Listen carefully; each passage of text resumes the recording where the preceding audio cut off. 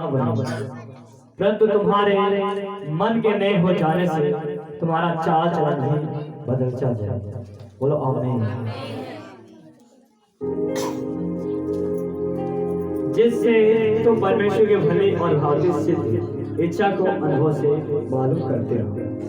बोलो आमीन। जोश बोलो आमीन। इसका परमेश्वर का जो जीवित वचन है वो आपसे कह रहा है कि संसार के सदस्य मत बनो, क्योंकि तुम्हारे मन के नए हो जाने से तुम्हारा चाल चलन भी बदलता जाएगा। बोलो आमीन। तो आज हमें जरूरत है कि हम अपने चाल चलन को बदलें।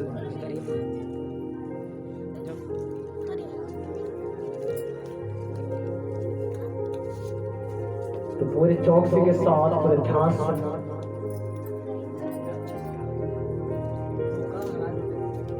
और जो पीछे हैं शोर मचाने वाले कृपा पीछे सब लोग चले जाओ। तो आप लोग ये वीडियो कह रहा है कि तो संसार के सदस्य ना बनो, क्योंकि तुम्हारे मन के नए हो जाने से तुम्हारा चाल चलन भी बदलता जाएगा। बोलो आमीन। अगर आज प्रभु ने आपसे कहा है यदि संसार तुमसे बेर रखता है तो तुमसे पहले उसने हमसे बेर रखा है। किससे बेर रखा है? परमेश्वर से। क्योंकि हम अब संसार के नहीं हैं, हम स्वर्ग के हैं। इसलिए संसार हम लोगों से बेर रखता है। क्योंकि संसार अपनों से तो क्या करता है? प्रेम करता है। क्योंकि परमेश्वर है वो आपके जीवनों को बदलना चाहता है। उसका वचन कहता भुलाए हुए तो बहुत चुने हुए होते।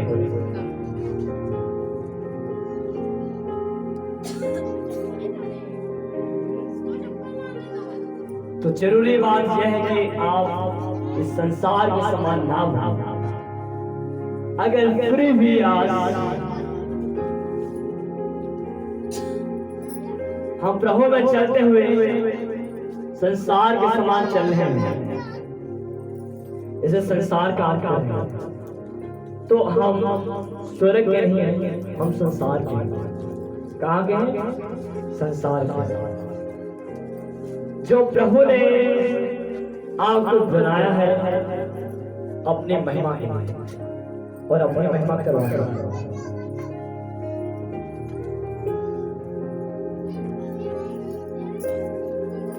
तो सबसे बड़ी तो बात यही है कि आज मैंने देखा कि जो भी सेलिब्रेट त्योहार था इसमें मसीह भाई बहनों ने भी साथ में सेलिब्रेट किया। तो बताइए बाइबल कहती ना जो इंसानों के जरिए सेलिब्रेट आने जो त्योहार मनाए गए हमने नहीं बना सकते। क्यों? प्रभु ने कहा है मुझे छोड़ करके दूसरे ईश्वर की पूजा ना करना, दूसरे की उपासना मत करना। मैं ही एक परमेश्वर हूँ और दूसरा कोई। बोलो आमीन। अगर आप जितने भी सेलिब्रेट हैं उनके पीछे किसी ना किसी एक देवता की उपासना। अगर आप उसमें हिस्सा लेते हैं तो आप उसमें शामिल हो जाते हैं, तो आप उस टाइम परमेश्वर को क्रोध करते हैं। क्योंकि प्रभु ने कहा है मैं जगह रखने वाला परमेश्वर हूं। अगर आप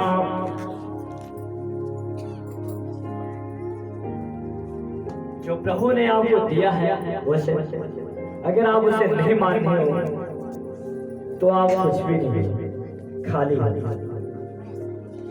क्योंकि जो प्रभु है वो अपने दासों के जरिए अपने वचन को भेजता है। अगर दास ना हो तो क्या वचन सुनने को पाओगे? बोलिए नहीं पाओगे। कि उसका वचन कहता है जितने भी प्रभु के दास हैं, जितने भी, एक नहीं उसने कहा, जितने भी उनका दो गुना आदर किया जाए, सम्मान किया जाए।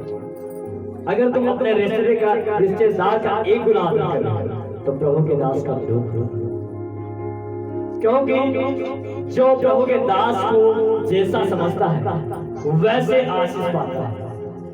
प्रभु के दास बता रहे थे जैसे रिस्पेक्ट करो, जिससे उनका सम्मान करो, उससे प्रकार से आप आशीष को ग्रहण कर सकते हैं। बोलो आमीन।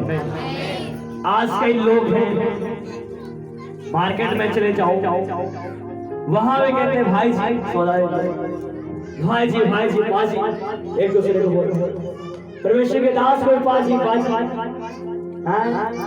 क्या बात, क्या फर्क पड़ा उनको पाजी, उनको पाजी, समझ रहे? तो आप ऐसे आशीष पाओगे ज्यादा। अगर पास्टर जी नहीं बोल सकते हो तो मैं नहीं कहता मुझे बोलो, क्योंकि जैसा आप जिसको बोलोगे ना, जैसा सम्मान दोगे ना, वैसे ही प्रभु ने देता है। अगर जितने भी प्रभु के दास, अगर आप पास्टर जी नहीं बोल सकते हो तो आप बोल सकते हो गॉड ऑफ सर्वेंट। क्या बोलना है? God of servant. समझ गए? मतलब परमेश्वर का नाम। हम लोग क्या है? प्रभु के नौकर। आप यही कह देंगे वही बड़ी बात है, हमारा तो काम है, प्रभु ने जो मुझे सेवा दी है उसे करना है। अगर आज बहुत सारे लोग हमारे साथ हैं, लोग छूट गए। क्यों? जैसे प्रभु जिसको चुनता है ना, वो सबको सब प्रभु क्या होता है। प्रभु ने कहा मैं ही करता हूँ, मैं ही मारता, मैं ही कोड़ता, मैं ही चिल्लाता, सब कुछ तो प्रभु के हाथ में है। जो प्रभु के चेहरे कितने थे पता है? 12। कितने थे? 12। जब यीशु मसीह स्वर्ग उठा लिए जा रहे थे तो यीशु ने वहां पे जितने भी यीशु के चेहरे थे ना, फोन जितने भी इसके हैं वो स्विच ऑफ कर देना, साइलेंट कर देना। कितनी बार बताया? तो इसलिए मैं आपको बता रहा था कि जितने प्रभु के दास क्या होना है? God of servant. मैं बता रहा था कि परमेश्वर भी मारता है, परमेश्वर जिलाता है, परमेश्वर कोड़ता है, सब कुछ प्रभु के हाथ में। प्रभु ही अलग करता है।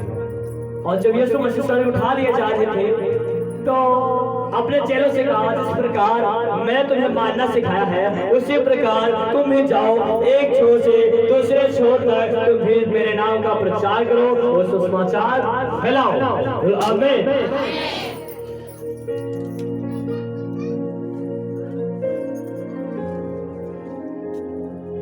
तो जो चेले थे यीशु मसीह जा रहे थे स्वर्ग, तो उनसे कहा जब तक तुम पर आत्मा न उतरे तब तक तुम एक जगह अड़े और खड़े रहना। और आमीन।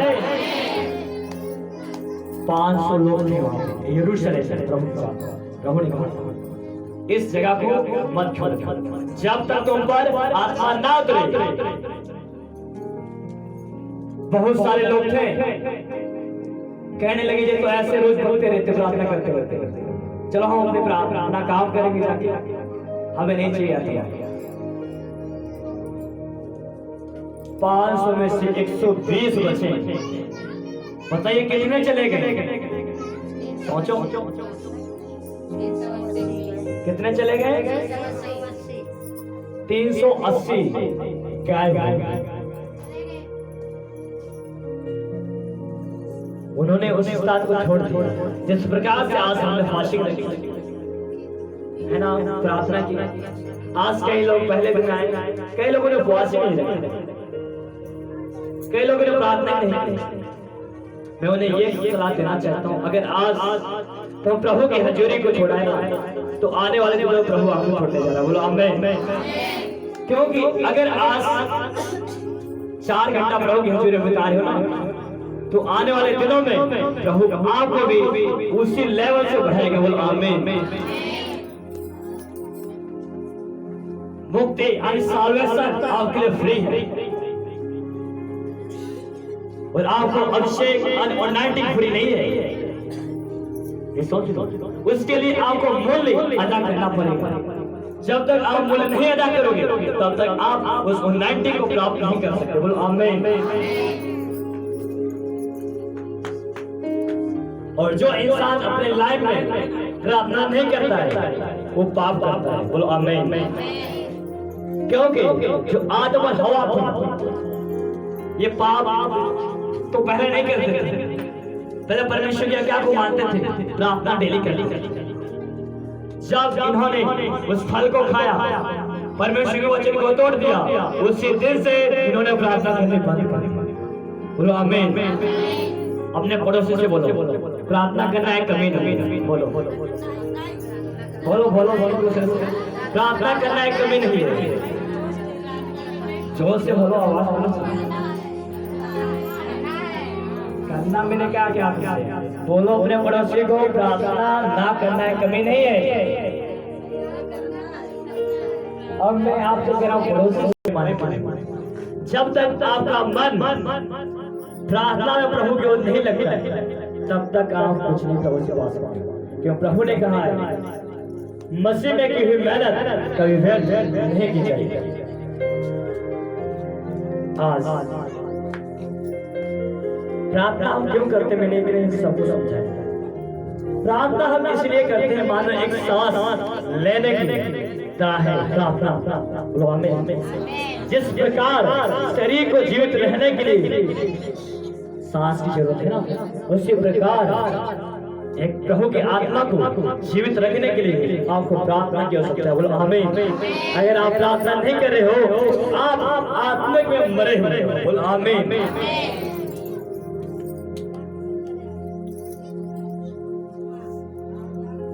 तो मैंने कई लोगों को बताया उपवास रखना है, कितने दिनों से बताया गया उपवास तो रखना है, किस प्रकार से रखना है।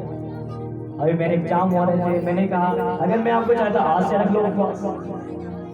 जो उपवास रखेंगे ना जिस प्रकार से आपको करना चाहिए था उस प्रकार से रखवाया गया। जो आप उपवास करते हैं ना वो खाली जाली क्यों उन उपवासों का प्रभु नहीं सुनता। क्यों नहीं सुनता? क्योंकि उन उपवासों में आप अपनी को पूरा कर। बोलो आमीन। आप क्या करते हैं उपवास में? अपनी इच्छा को और अपनी मर्जी को पूरा कर। बोलो आमीन। और साथ में लड़ाई चलती है, घूसे चलते हैं, गालियां देते हैं एक दूसरे को बोलते हैं। तो इन उपवासों से प्रभु प्रार्थना को नहीं सुनता है। जो आप उपवास करते हो उपवासों से प्रभु को जो क्या करना चाहिए? प्रभु की इच्छा को और उसके मर्जी को पूरा करना चाहिए। कई लोगों को वचन बताया गया, उस वचन को भी नहीं उन्होंने माना। जिन्होंने उस वचन को नहीं माना प्रभु हमसे लिखा लिखा। बोल आमीन। अभी उस सेलिब्रेट था, मैंने कहा था नहीं खेला, फिर भी उन्होंने खेला। प्रभु उनसे लिखा लिखा। सोच लो, मैंने आपको बताया था पहले, जिन्होंने खेला प्रभु उनसे लिखा लिखा। ये सोच लो। अब कह रंग क्या बुरी बात है, आए हो तो लगा सकते नहीं। आप उस सेलिब्रेट में शामिल हो। जब दूसरे आगे लगाने उनको समझाओ, जब तक आपने समझाओगे नहीं तो वो कैसे समझेंगे? उनको बता दो मैं प्रभु यीशु मसीह को मानता हूँ, मेरी बाइबल मुझे सिखाती है, मुझे ऐसी शिक्षा देती है, इसलिए मैं ये काम नहीं कर सकता। मैं प्यार से समझाऊँ, उनका स्वागत करूँ, खिलाओ जो खिलाना अब खिला सकता। तो आपने नहीं खेला और जो खेल चुके वो प्रभु से माफी मांगे, उपवास करें, प्रार्थना करें, प्रभु आपको माफ करेगा। आज कोई भी सेलिब्रेट जितने भी हैं एनीथिंग वो सब क्या है हमने नहीं बना सकते। इतना सुना, एनीथिंग कोई भी जो प्रभु ने बनाया हम उसे कर सकते, जो इंसानों ने बनाया हम उन्हें नहीं कर सकते। समझ गए? कई लोग करवे रखते है ना, कई लोग रक्षाबंधन बनाते हैं, तो उसमें क्या है? उससे स्टडी में उससे पूछो, मैं आपको बताऊंगा क्या है क्या नहीं। बहुत कुछ है। पहले उनको देखा कर कहाँ से स्टार्ट हुआ, कैसे नहीं। इंसान ने तो बनाया, इंसान से बनाए हुए उस त्योहार से, उसमें क्या है, एक किसी देवता की उपासना होती है। तो जितने भी सेलिब्रेट एनीथिंग कोई भी हो, आप नहीं मना नहीं सकती हो। करो क्यों? बड़ी यही बात है कि उनके पीछे एक स्पिरिट जुड़ी होती है। कोई भी डेवल, ठीक है, कोई भी उसमें क्या कोई शैतान होता नहीं है। तो प्रभु ने कहा मुझे छोड़ करके किसी दूसरे ईश्वर की उपासना मत कर, किसी करना मेरी। बोलो आमीन। और जो उपवास जो भोग अपने नहीं रोक सकता है, वो पाप से कैसे बचे बताइए। आज कई लोग बोलते हैं कि हम पाप हो ही जाता है, कैसे रोके? हो जाता है। हम भी तो इंसान हैं, क्या हम ईश्वर हैं? हम कैसे रोकते? हमने कैसे कंट्रोल किया? प्रभु ने आपको ये नहीं कहा कि तुम किसानी ना करो, जो आप करते हो उससे आप करो साथ में प्रभु की सेवकाई करो। बोलो आमीन। साथ में किसकी सेवकाई करनी है? प्रभु। 1 घंटा या 2 घंटा अगर आप घर घर जाके लोग बताओगे प्रभु के बारे में, बीमार हो तो प्रभु क्या करेगा? उन्हें आजाद करेगा। बोलो आमीन। तो हम अगला वचन पढ़ेंगे।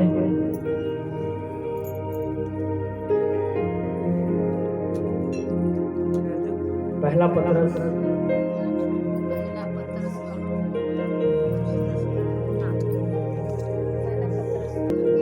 उसकी 14 आयत।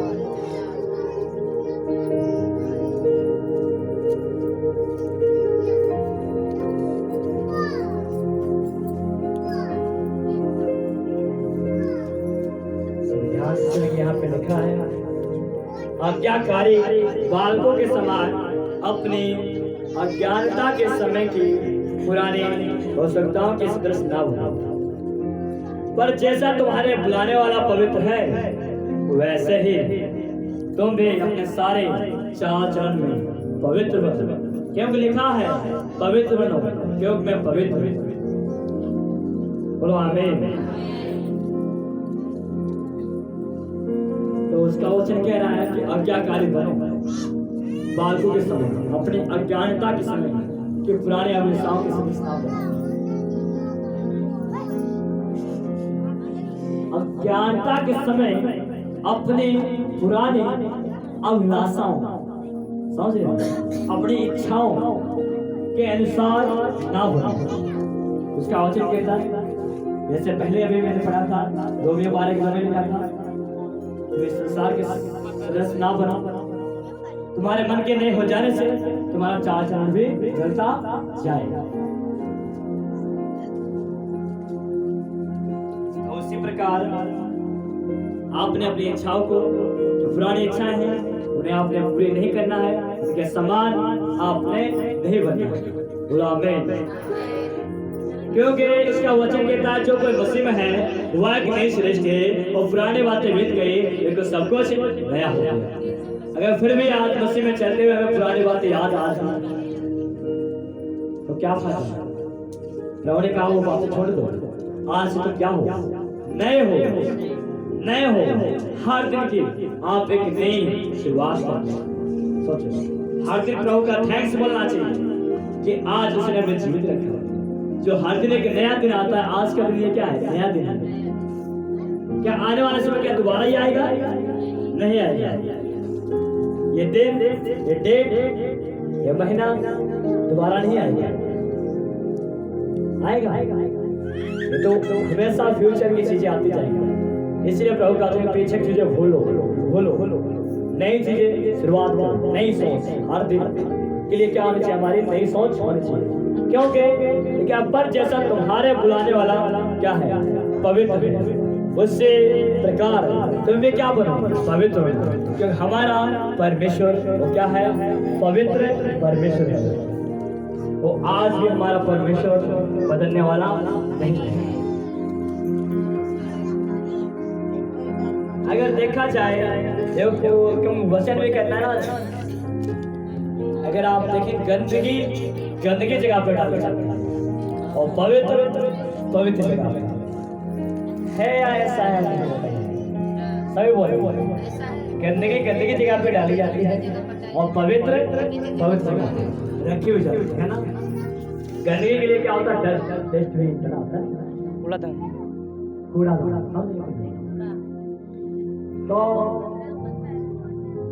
तो परमेश्वर ने कहा जो पवित्र होगा ना उसी के हृदय में आओगा। अगर आपके अंदर कूड़ादान है तो प्रभु नहीं आएगा, समझ जाओ। अगर आपका दिल गंदा है ना तो प्रभु आपके जीवन में नहीं आएगा। आज अपने जीवन को बदलो, चेंज करो, क्योंकि अभी समय है, बार बार आपको समान समय नहीं मिलेगा। तो आने वाले दिनों में लोगों को तौबा नहीं मिलेगी। लोग अपने सर को, अपने घेस को कटवाएंगे, अपने गला को, कि हमें तौबा करने के लिए मिल जाएगा। तौबा भी आपको आने वाले दिनों में बहुत मुसीबत आएगी, बहुत परेशानी। तो इसलिए प्रभु ने कहा पवित्र बन जाओ, क्योंकि मैं पवित्र हूं।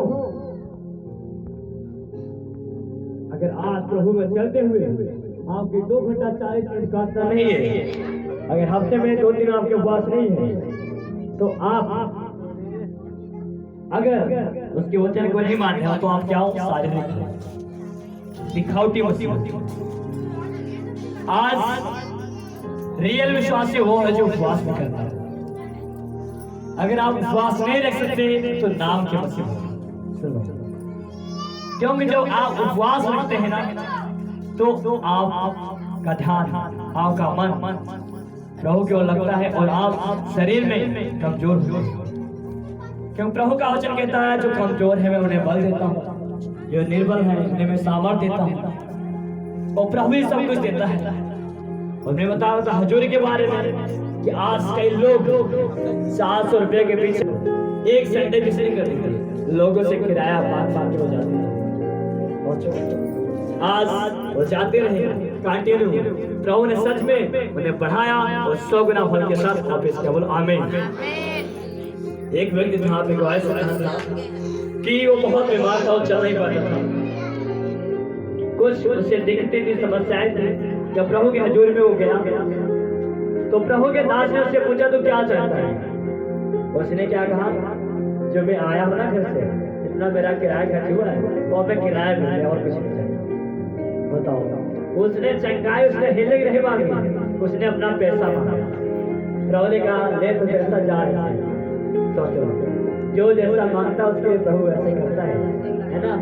क्यों देखा जाए कि वजन के ना जो पैसा ना सबसे बुराई की जड़ है। सबसे जो लोभ करते हैं ना उनसे प्रभु खुश नहीं होता है। पैसा हो चाहे धन संपत्ति हो, जो कुछ हो आपका यही रहेगा। आप जाओगे, आपका आत्मा जाएगा स्वर्ग में। तो इसलिए आज अपने आत्मा को, अपने दिल को साफ कर दो, क्योंकि अभी आपके पास समय है। फिर बाद में आपको मौका नहीं मिलेगा। फिर आपको समझ आएगा अगर मैंने पहले से तौबा ले ली होती तो आज क्या फायदा होता। अगर नहीं तौबा लोगे तो आने वाले दिनों में आप पछताने जा रहे हैं। बोलो आमीन। आमीन।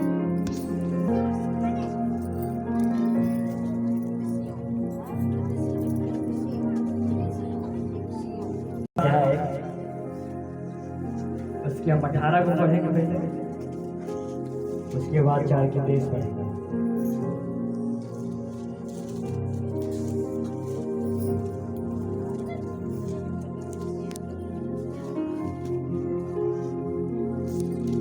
क्योंकि उनकी बुद्धि अंधेरी हो गई है और उस अज्ञानता के कारण जो उनमें है और उनके मन की कठोरता के कारण वो परमेश्वर के जीवन से अलग है। आज उन लोगों को क्या हो गया है कि जिन्हें परमेश्वर का वचन तो सुनाया जाता है, आज उनकी बुद्धि है ना अंधेरी हो गई, वो समझ नहीं पा रहे क्या हमें सिखाया जाता है, क्या समझाया जाता है। आज जिस इंसान की बेइज्जती की जाए ना, अगर वो अपने बेइज्जती को फील नहीं करता है, महसूस नहीं करता है, वह इतना याद रखना चाहिए, लिख लो, वो जिंदगी में कभी सफल नहीं हो सकता। बोलो आमीन। क्यों? आज मुझे बेइज्जती थी, बेइज्जती में फील करता था, तो मैं यहाँ पे हूँ। कॉलेज में कहीं भी बेइज्जती को महसूस किया तो मैं आगे बढ़ पाऊँ। तो अगर आपकी अगर बेइज्जती की जाए, जो फील नहीं करता, महसूस नहीं करता है, वो आगे नहीं बढ़ सकता। बोलो आमीन। उनको अगर वचन सुनाओगे, समझाओगे, वो एक कान से सुनेंगे, दूसरे कान से निकाल देंगे। क्योंकि शैतान का काम है वचन चुराना। इसी के आगे बढ़ेंगे। और वे सुन होकर लुचपन में लग गए हैं कि सब प्रकार के गंदे काम लालसा से किया गया, परंतु तुमने मसीह की ऐसी शिक्षा नहीं पाई, परंतु तुमने सचमुच उसी की सुनी और जैसा यीशु में सत्य है उसी में सिखाए भी। क्योंकि जो प्रभु ने है ना, उसने आपको एक अच्छी शिक्षा दी। सच में तुमको उसने ऐसी शिक्षा दी ना जो प्रभु यीशु मसीह में क्या है, सत्य। 22 में लिखा कि तो पिछले चाल चलन के पुराने मनुष्यों को जो भरमाने वाले अभिलाषाओं के अनुसार भ्रष्ट हो जाता है, उतार डालो। बोलो आमीन। इसका वचन कह रहा है कि जो आपका पिछला चाल चलन है, जो आपका उठना बैठना चलना देखना है, जो आपकी गंदी सोच है, आप उसे क्या करेंगे, निकाल देंगे। बोलो परमेश्वर। बोलो और अपने मन के आत्मिक स्वभाव में नए बनते जाओ और नए मनुष्यों को पहन लो जो परमेश्वर के अनुरूप सत्य, धार्मिकता और पवित्र में सजा गया। बोलो आमीन। तो प्रभु ने आपसे कहा है कि अपने पुराने मनुष्यों को बदल डालो और नए मनुष्यों को पहन लो। बोलो आमीन। कौन सा मनुष्य पहनना है? नया मनुष्य आपने पहन लेना है। इसलिए जो भी पुरानी चीजें हैं आज उन्हें निकाल डालो। पुराने स्वभाव, पुराने काम सब क्या कर दो, आज से छोड़ दो। और जो बपतिस्मा लेना चाहता है उन्हें दिया जाएगा, तो अपना नाम लिखाएंगे। अगर तुम अपने जीवन का दशवांश नहीं दे पाते हो तो क्या प्रभु को दोगे? प्रभु ने आपसे 2 घंटा 40 मिनट पाता। कितने? 2 घंटा 40 मिनट। अगर आज मैं तुम्हें दे दूं, पता चले बाद में तुम गंदे काम करो, जाके ठट्ठा मजाक वही काम करो, तो क्या फायदा हमारा? बोलो।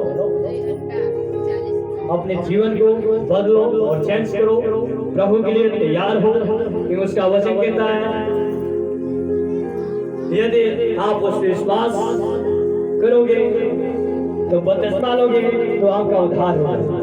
अगर आप विश्वास कर रहे हो, बपतिस्मा नहीं लिया है, तो आप दोषी ठहरे। बोलो आमीन। आज जिन्होंने बपतिस्मा नहीं लिया है वो नाम के मसीह, अभी वो नाम के मसीह। क्यों? प्रभु क्या कहते हैं? आप दोषी ठहरे। क्या हो? अभी दोषी हो, अभी आपका नाम स्वर्ग में नहीं लिखा।